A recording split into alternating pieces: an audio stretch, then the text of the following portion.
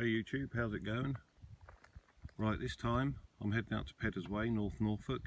I'm currently on the back roads heading there, so there's no green lanes at the moment, although, I don't know if you can make this out, I don't exactly call it a green lane, but it's certainly not very classified. This is blind lane.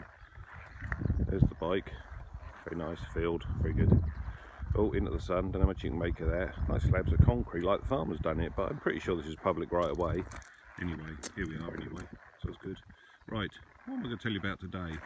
I thought I'd do what's in my pack.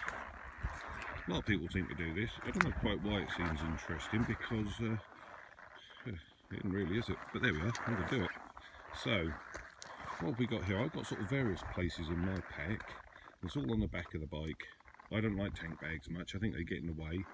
I don't want the bike to be any wider, so I've got nothing on the crash bars.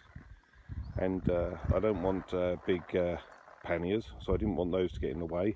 And having something out of the way on the backpack is quite good, because this one is actually a We Sport Sparrow 20. I don't know if you can see that, it's down there somewhere, We Sport Sparrow 20. It's a 20 litre pack, and this is quite good because it's got, I'm my own light here, it's got lots of molly webbing, see all this stuff, so you can attach stuff if you feel the need. I didn't really want to attach anywhere much, but I needed the flexibility to decide where to attach, and I wasn't quite sure what I was going to do at the time. These are Krieger straps off of Krieger bags. I've got some Krieger bags, they're quite good, but they don't give you the flexibility of this sort of molly webbing on a rucksack that you can strap to your bike, and within the space of a few clicks you can then stick on your back and carry around if you need to. So everything is in here so that I can quickly detach it and carry it around. So the straps are actually underneath the bag. This looks fairly padded today because I'm wearing my jersey today because it's warm, but I've got my jacket in there as well.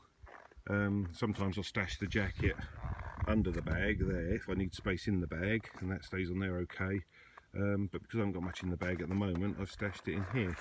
So here we go, this is a mixture of things. On the back here is Maxpedition. I don't know if anybody knows that name. There it is, upside down, Maxpedition, and this is their water bottle holder. And I've got in there, I've got a clean canteen, a 1 litre water bottle. There it is, courtesy of Ray Mears website, but I guess you could buy them anywhere. And that holds a litre, and that does quite good for the sort of runs I do. If I'm out for 3 or 4 hours and it's fairly warm. And it gives you this little compartment on top, which is quite nice. This one I've got my normal specs, because I've got my varifocals on, so I can actually see the dashboard and where I'm going on the bike.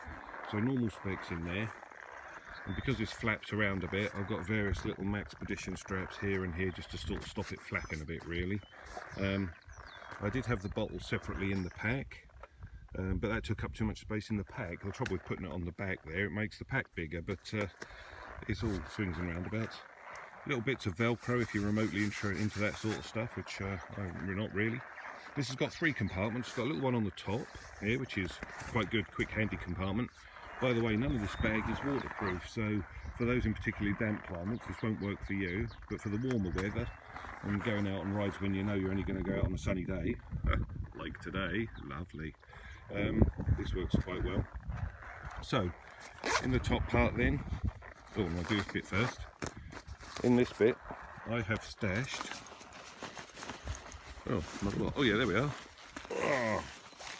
a tea towel, in case I need to do some washing up. No, not strictly true. It's quite good for laying things on so you can see where they are. It's also good for wiping the sweat off your face if you get a bit hot and sticky.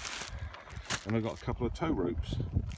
These are sort of tie down straps, ratchet tie down straps when I used to have a motorbike trailer, but you can pick these up at Halfords. They're quite long, and I just looped them over themselves and then put a couple of nuts and bolts, I don't know if you can see just in there, a couple of nuts and bolts to give it a loop at either end. So you can either use it as a tow rope on the foot pegs if you need to, or if you do get a bit bogged down somewhere, you can use those to sort of possibly pull yourself out. Haven't had to put them to proper use yet, so that's good because, oh dear, because I don't really want to have to bother. Hold tight, I've just got to zip that up. Right. I don't really want to leave my wallet and my phone behind, that won't be any good. So what else have we got here? So that's the first little pack, first little section. Next section is just a sort of a top bit, but I mean there's a fair bit of space in there. I've got some pens, a whistle, a notepad, and a woolly hat. And then in there I keep my phone and wallet. My wallet is a Krieger wallet, and my phone is in a Maxpedition phone case. So they're nice and robust. Not very padded, but by the time you put them in the other bags, the phone hasn't come to harm yet. So, and then it's got a double zip on it, which is quite useful, so you can decide how you want to zip it and where you want to zip it. There we go. And then in the main compartment, which is the big bit, although I don't use this very often because everything seems to sort of fall out when you've got it on the side stand, right, for those of you with centre stands. So in there I've got first aid kit, tub of Vaseline, not for what you're thinking, dirty boys. There's a chap, I was watching one of these survival YouTube clips, and he was saying that if you cut yourself and your plasters don't stick, you put a blob of Vaseline on it and that'll keep you going for a little while and you don't cause lots of blood everywhere, so I thought I'd give that a go. Also I've got a fire stick in there, but the chances of me ever using it are slim. I've practiced with it and it does work, but also if you put a blob of Vaseline on something, it acts like a wick and tends to make it burn a bit longer, so your tinder works a bit better. Anyway, that's a story for another YouTube clip, which I don't think will be mine. Look up fire stick on YouTube, they're great fun. Don't have to take the skin off your fingers while you're practicing, but I've got the hang of it now. Map, Ordnance Survey map, where I'm going, Pedder's Way. And then there's my Moose Racing jacket. I've taken the armour out because I've got armour in my force field base layer, so I don't need it in there, so that's just really a waterproof sort of abrasive jacket. So if I feel the need when I'm going quick on tarmac, but at the moment I'm not, I'm just doing these back roads and they're really not at a very quick pace, so I don't feel too exposed.